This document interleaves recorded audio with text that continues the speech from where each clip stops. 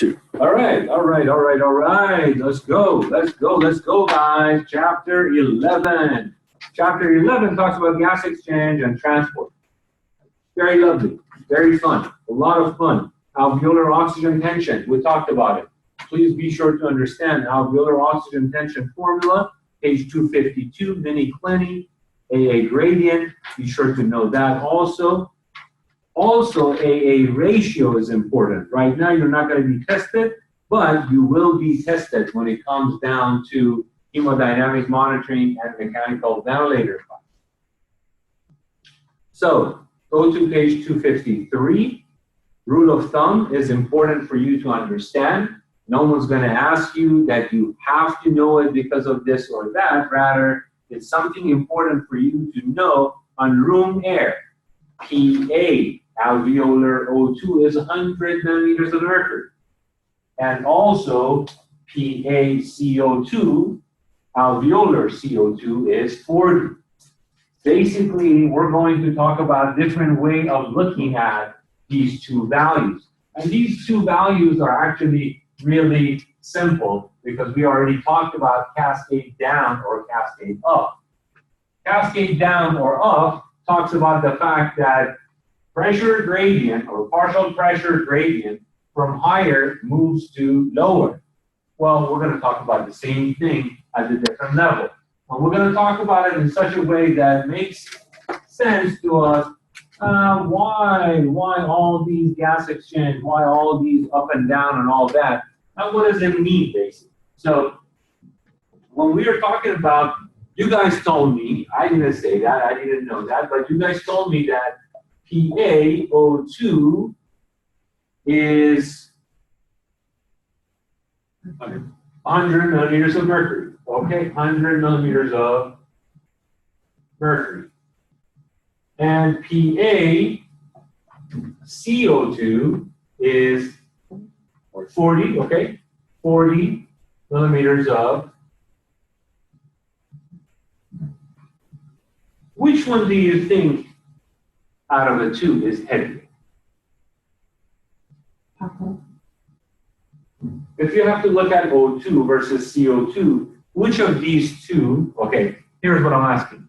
You have O2 versus CO2. Which one do you think is heavier? I'll give you the numbers for it, and then you tell me. Just one molecule? Correct. CO2. For sure. Yeah. Yeah. Yeah. Correct. So this one, we have two of these. 2 times 16 is what? 32 molecular weight. Versus we have 32 plus 14 is 46. So you're telling me that 46 is greater. And you're right, which means heavier molecule doesn't mean it's going to pass through faster. It's heavier. Just easier, it's going to go through. And we're going to talk about that. You see what happens right there? So if you have water running through, the heavier it is, we're saying running through, let's say if I say coffee filter, it's not going to work out. But we'll get to that part and I'll tell you. I just want you to know the molecular weight of a two, and you see the difference. Two gases, correct. But which one versus the other one? And we're going to talk about what is that. So, okay, now what we have, this is true when a patient or individual is on room air, like you and I. And an individual does not have a chronic cardiopulmonary disease. The combination of the two is going to be, if we add these two, would be 140 millimeters of mercury. If this patient or this individual experiences hypoxemia, you know 2 things is going to happen. What is it? It's going to be increased respiratory rate in response to hypoxemia and increase something else also. Increase heart rate as well. So these two, again, these two are in the same structure. If this is structure it starts breathing fast, heart rate goes up too. Heart rate goes up, respiratory rate goes up also. This individual, as soon as it starts experiencing hypoxemia, well, hypoxemia, it means PaO2 is going to start dropping. Now it dropped to 90 millimeters of mercury. What do you think is going to happen when someone is experiencing hypoxemia in that case? What do you think is going to happen to that CO2 in this case? If the PaO2 drops from 100 to 90, and we know the combo has to be 140, what's going to be the CO2? CO2 is going to go up to 50. Okay. Well, what about if the PaO2 starts dropping now, it became 80? What do you think is going to happen to CO2? It's going to go to 60. Isn't it that you guys already told me that your patient who are hypercapnic, isn't it hypercapnic? They are walking around chronically being hypoxemic. They're walking around, even though this is normal, but don't you think this is lower than 100? So what that does, it causes, because PaO2 has to be 100 for the O2 to be pushed down into the capillary. But when it becomes 80, what's going to happen? Lesser gradient. As a result, lesser gradient means less O2 pushed into the plasma and to red blood cell. More CO2 is going to be available there. Chronically, they are hypercapnic, or they have hypercapnia. On the other hand, they have lesser O2. We're going to keep it as it is. In response, this is about those kind of patients. In response to it, now we're going to talk about something else. Someone who is starting hyperventilating, this 100 is going to move up to 110 millimeters of mercury. Because what do they do to their CO2, you think? When someone hyperventilates, what happens to the CO2? It's going to go down, right? It's going to go down to 30 millimeters of mercury. As a result, we decided that it's 140. We blew out CO2. It went down to 30. What's going to happen to PaO2? It's going to go to 110. That's just, what are we saying? It's like a seesaw. One goes down, the other one goes up, the other one goes up, the other one goes down. That's what basically this is. Cascade down, cascade up. The other way that we explain how things are moving. Partial pressure, higher to lower, higher to lower. Wherever it is, doesn't matter. In the cell, a lot of CO2 goes to the air. A lot of O2 in the air goes into the cell. Partial pressure changes. Now, if this guy keeps blowing off CO2, now CO2 went down to 20 millimeters of mercury. What's going to happen to PaO2? 120. That's it. This is not going to go any higher. This is true when we are talking about someone in room air, how body works. Well, let's look at it. Well, we're going to look at it, see how things are working. Looking at partial pressures are changing due to, again, the gradient. But we want to find out what exactly is taking place when we are talking about O2 and CO2. And the reason I put it this way is because we already talked about it last week, but I don't know if you guys remember what we talked from last week, that for O2 to move from alveoli into the artery, we need the partial pressure difference. I'm going to put delta, that's the difference. We need a partial pressure difference of what? What gradient do we need for the alveolar O2 gets to the arterial O2. Okay, so what this has to be,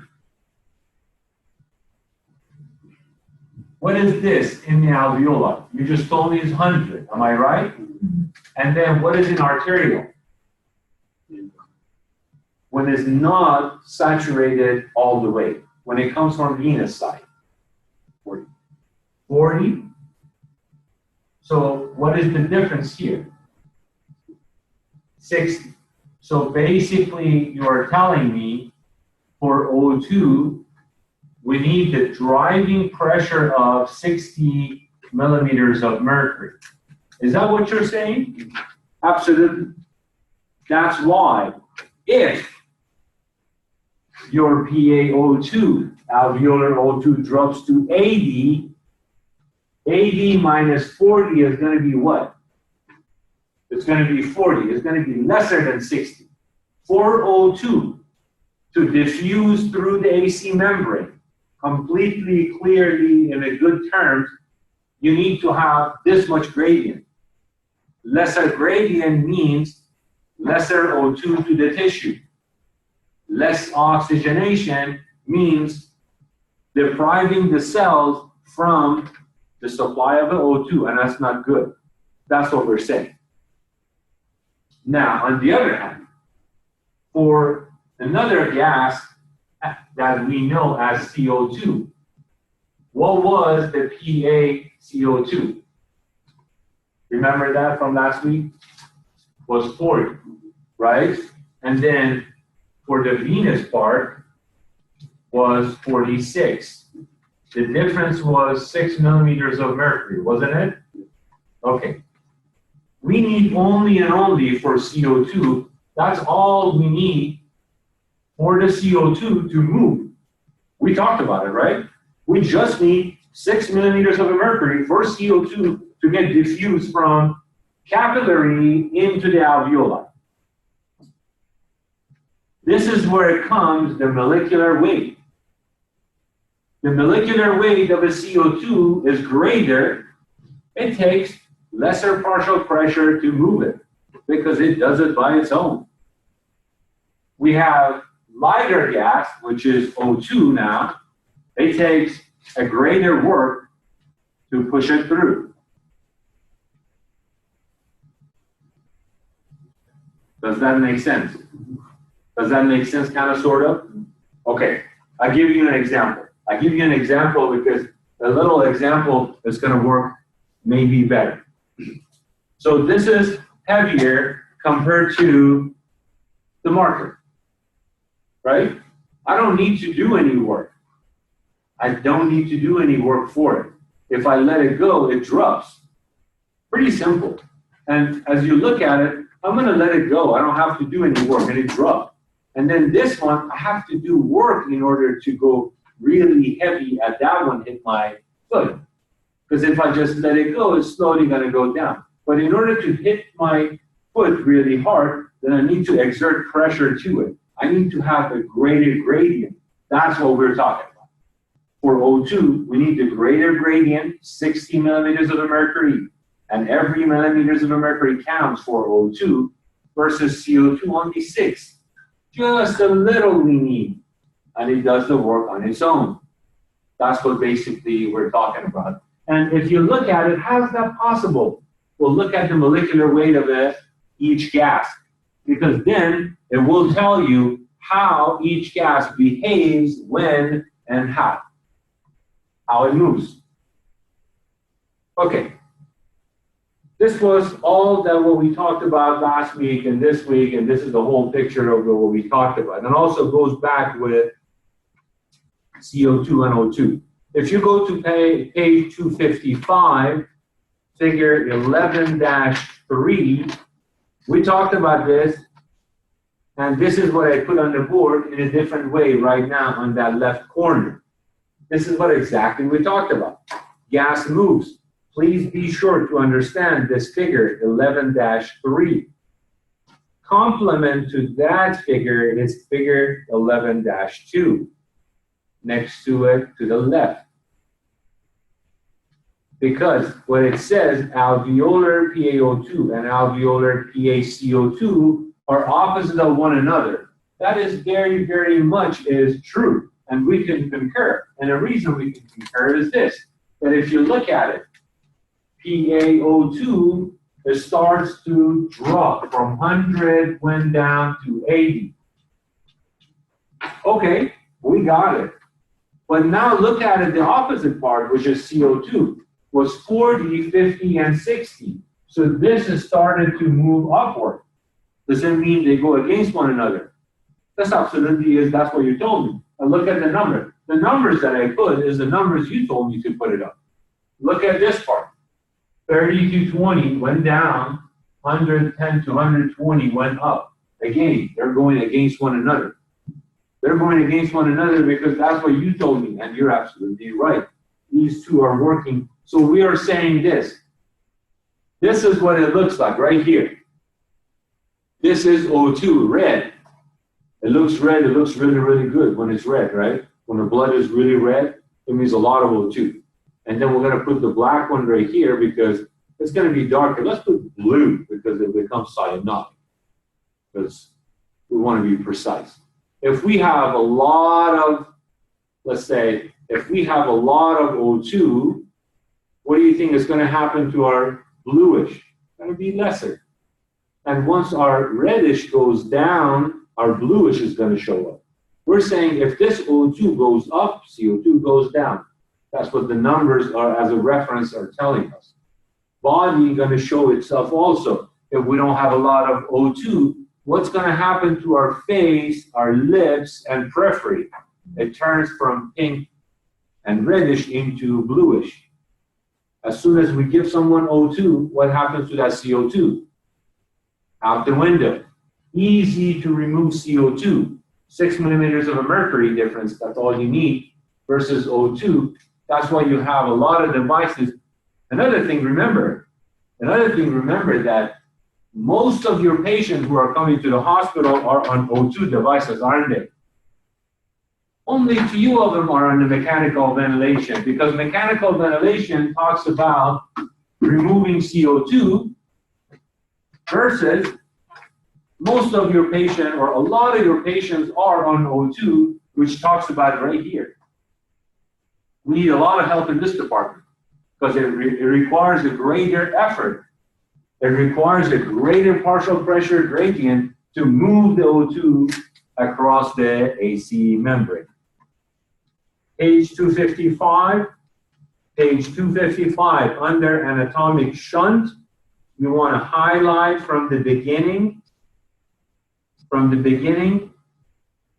all the way to the end, which is on the next page.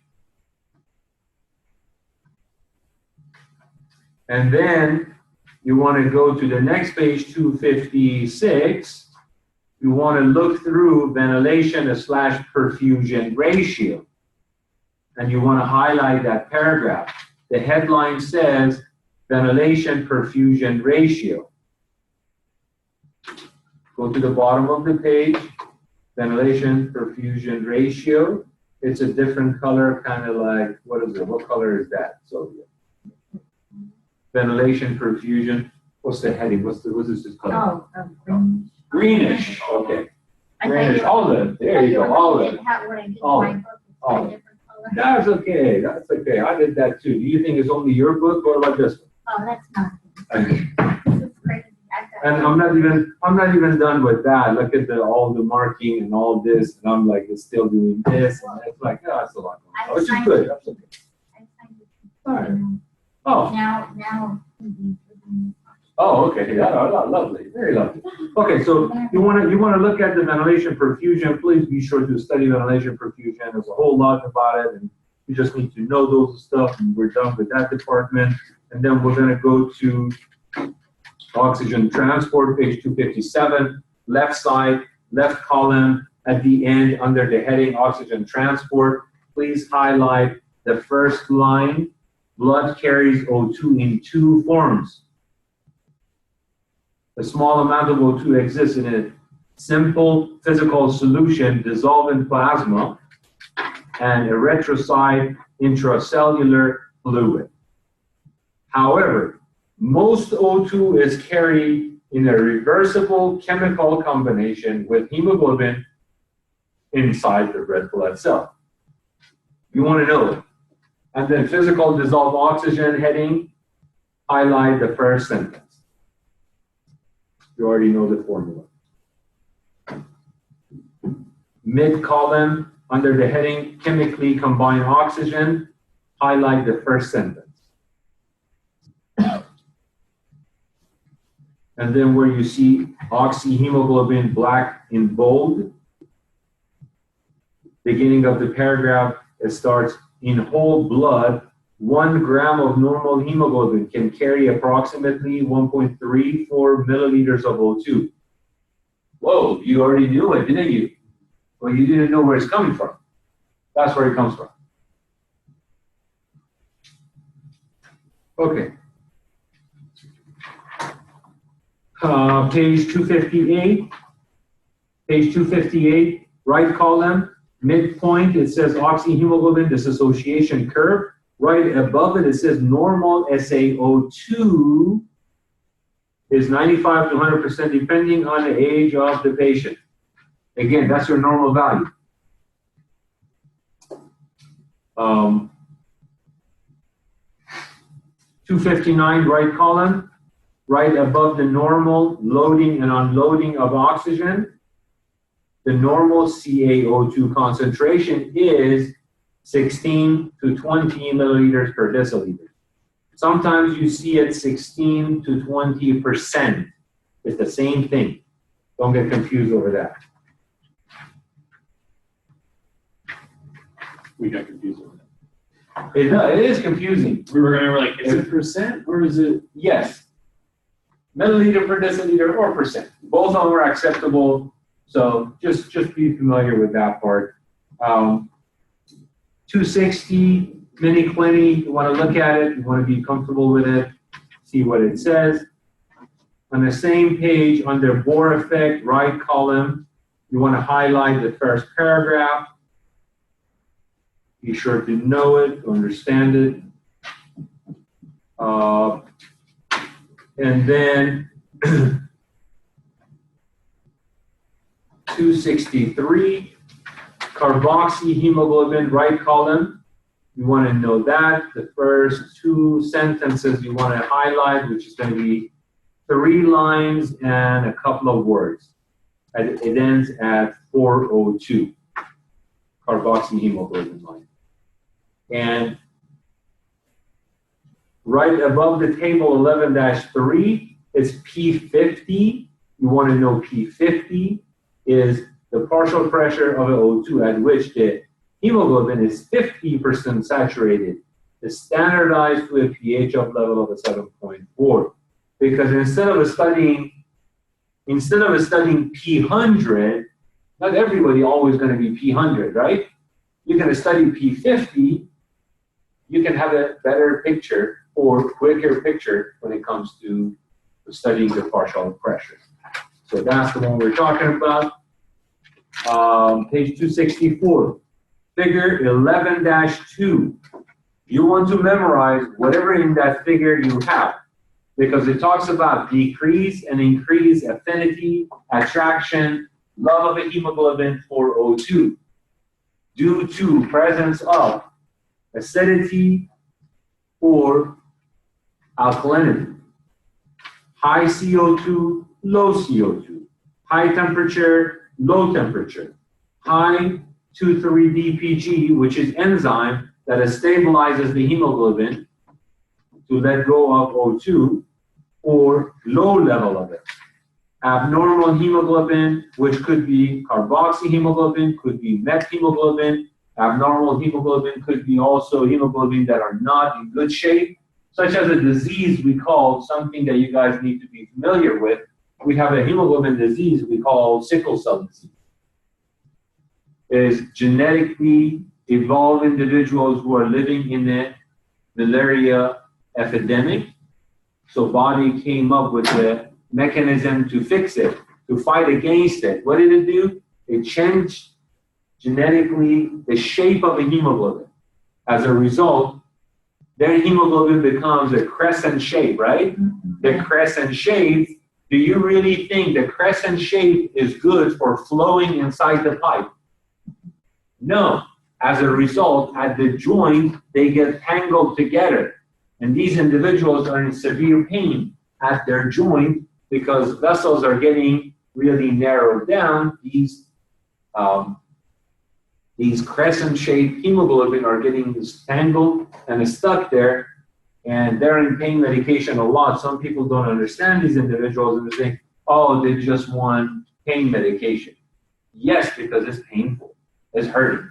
It's really, really hurting. Page 265, you want to know haldane effect, right column. It talks about the influence of the oxyhemoglobin saturation on CO2 dissociation is called the haldane effect. Haldane effect is bold on the right column, 265. Very good. What we are talking about is this. We talked about everything comes in a set of two. Bohr effect talks about changes of the pH affect oxyhemoglobin. Haldane effect talks about the reverse. Changes of the pH affects the carboxyhemoglobin. What we are talking about is this, that hemoglobin comes to the lungs, picks up O2, and then it goes into the cell, around the cell, drops off the O2. Now, at the cell can pick up CO2, bring it to the lungs, and let it go. You see, hemoglobin does this job. It's like a public transportation. It's like a public bus. Comes to this station, which is lungs, picks a whole bunch of passenger, which are O2, and bring it to the tissue, toes and knees, drops it off. At that site has a lot of CO2, picks up CO2 there, and then what? Takes it to the lungs. And it does this over and over and over and over. And if you believe it or not, a lot of our hemoglobins in our body are not really working well. It is said that physiologists figured it out, about 45 to 55% of our hemoglobin at any given time are not working well. Think of it if we have a disease of the hemoglobin also, or we have carboxyhemoglobin a lot in there as well. What does it do to the functionality of the hemoglobin? Will drop, meaning that cannot carry O2 well, cannot carry CO2 well. We would have a lot of problems and issues and so on and so forth with that as well. All right, we're going to go to page 266. We want to go to 267 under impaired oxygen delivery. Under that formula that you have, you want to highlight that paragraph what is left over. Hypoxia is bold in there, so you want to highlight that section. We want to understand what does it say, what does it mean. You don't have to memorize table 11-5, but it tells you causes of hypoxia. So it's good to review, good to go over and see what does what to the body. For example, what causes what issue? Because we have primary indicator would be, for example, low PaO2, mechanism because barometric pressure is low. And then what's an example of it? High altitude. Because high altitude, you're not going to have 16 millimeters of a mercury pressure gradient to push the O2 down, right? Because barometric pressure is lesser. If barometric pressure is lesser, just like we fly. When we are on the airplane, did everyone, have you guys all been on the airplane? They call it as pressurized, meaning that the cabin pressure is 760. In reality, when you are 30,000 above, 30,000 feet above the ground, it's not going to be 760 anymore. It's going to be lesser because there is a less volume of column of air above you. As a result, pressure is lesser. What do? They make a 760. But then, before they take off, they say, if something happened and we lose the pressure, cabin pressure, oxygen mask will drop and put it on you first, then next to you, whoever it is. Because as soon as this gradient disappears, it's only a matter of a second or two, you're going to go unconscious. Then you're not going to be able to finish even putting the mask on back. Before you do it midway, you're going to pass out. So first do it to yourself, then help someone else who is right next to you. That's what we're saying. And then you're going to go through, going to talk about this or that, and okay, 268, you want to memorize the formulas there, and then more of the formula. There are two formulas you need to memorize, you need to know. At this point, 268, the first one, what you have, talks about shunt equation. You need to know this. You need to memorize it. You need to know it so well because it talks about a whole bunch of important stuff. And also, right now, the CC stands for capillary content. You don't know, we're not going to ask you until later on. But it's good for you to start realizing how important it is when we're talking about content. Because when we're talking about content, A stands for arterial, V stands for venous, and C stands for capillary. It's important for us to know. You will get all these values. All you need to know is just plug in the number at the right place. That's all you need to do. We will give you by ABG. We'll give you arterial, we'll give you the venous, and we'll give you the capillary. And then we ask you to do shunt equation, which tells you QS is shunt, QT is cardiac output. It means that how much of your cardiac output are being shunted. Shunt means what? Bypassed. Your cardiac output has been bypassed, meaning was not dilated or was not perfused. And we're going to find out where that has happened because we have 3 points. And 3 points is this. Lungs, that's your, we're talking about V, the venous part. Heart is the arterial part. And then toes is the capillary part. We have 3 points to figure this out. We're going to find who's stealing our oxygen. We're going to find out. We're an investigator, right? We're an investigator. As an RT, we are a great investigator. We can look at the picture and say something is wrong with it. We don't know, but we'll figure it out. Always, always, we are an investigator. Anything goes down in a hospital, do you know who they call? RTs. Always, because your brain is designed in such a way to investigate. You are an investigator. During the code, why do you think you are good at it? Why someone else is not good at it? Other people show up, push the IV, right? Good job. We need you too. But we need investigators to investigate. What's the problem? Airway. Get the airway going. What do? Open the airway. For everybody else, takes time. But for you, no, because you are trained in such a way you think critically. Critical thinking is that. Finding, investigating, finding the problem, solving the problem right there, right now. Be sure to memorize the shunt equation. Another equation at the bottom, VDVT. You want to memorize and you want to know it. PaCO2 minus PE, that's exhale. E stands for exhale CO2, divided by PaCO2. That talks about what's going on as far as our dead space ventilation. And you want to go to page 269, rule of thumb, be sure to know it. Rule of thumb basically gives you a summary of what has happened for a past couple of paragraphs. That's what rule of thumb means. Rule of thumb gives you a quick synapse of, oh, past two, three paragraphs, what did we do? This is what we did. And quickly summarize it, put it into perspective for you. So that's the beauty of it. And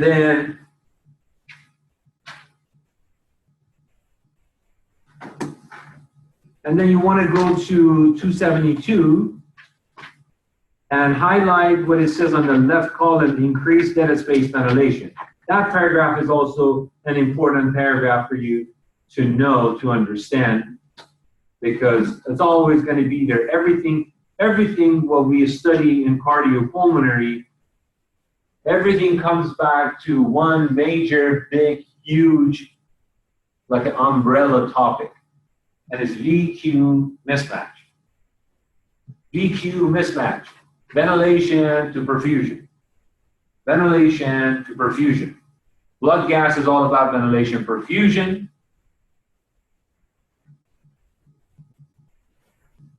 Mechanical ventilation is all about ventilation perfusion. Hemodynamic monitoring is also about VQ mismatch or ventilation perfusion. Someone gets pneumonia, cystic fibrosis, emphysema, asthmatic patient. Any of these, we're talking about ventilation perfusion. Ventilation is pulmonary system, perfusion is cardiovascular system. We call it cardiopulmonary system. They have to work together. They have to work well together in order to function well. That's what we want to know. That's the end of chapter 11. Any question at this point? Yes? Is it fair to say that ventilation for VQ is the same as external respiration versus internal? Is that a fair statement? Okay, go ahead and ask me this question. Elaborate on that so that way I can understand your question. Ventilation, Yes. moving air in and out of the lungs. External respiration, same thing. It's in the body. It's in the body, but it is external respiration. Okay, so that's your ventilation, all right. Perfusion, oxygen moving in and out at the tissue site, which is used for internal respiration. Okay. So is it fair to say that's almost the same, like You almost like can- synonymous? Okay, you can use it, if you can understand both concepts, you can put it together and use it, but are they the same? Not exactly. Because internal respiration, you're talking about this. You're talking about inside the cell. You take O2 in to do what? Oxidation. And then through the process of oxidation, you take the glucose. You want to use the glucose. You want to burn the glucose. In order to burn the glucose, you need O2. And then once you burn the glucose and produce ATP or energy, you produce CO2. Does that make sense? In order to get rid of the waste and trash, you need to ventilate. You need to call waste management to come by to empty your dumpster. That's what we're talking about. How much, let me ask you this question. How much CO2 you produce per minute? 200 milliliters. 200 milliliters per minute. Right now, you're sitting, you produce CO2. You're just sitting right there. And then how much O2 you're producing or you need every minute you're sitting there. Very good. This tells you something. This tells you that if your CO2 starts increasing, there is a reason behind it. Your metabolism went high, whether you have infection, you're working out, or you're not ventilating. If you're not ventilating, then we need to do something about it. So as your O2, if it starts lowering or decreasing, there got to be something going on with the body. Because if you do ventilate, then you will oxygenate. That's what we were talking about. Ventilation to perfusion also talks about how things are working, so we need to know. Ventilation perfusion is a concept that I'm going to talk about it in one session entirely because it is extremely important. If we can understand VQ mismatch, if any of you guys can know as a RT, as a student, if we can understand VQ mismatch, we don't need to study anything else. We can become even a physician if we can understand VQ mismatch. That's how important and significant VQ mismatch is. Any question? No question. No question. No question. No question. Josh, no question. Thank you. And thank you for tolerating and putting up with this whole thing. Till next time. And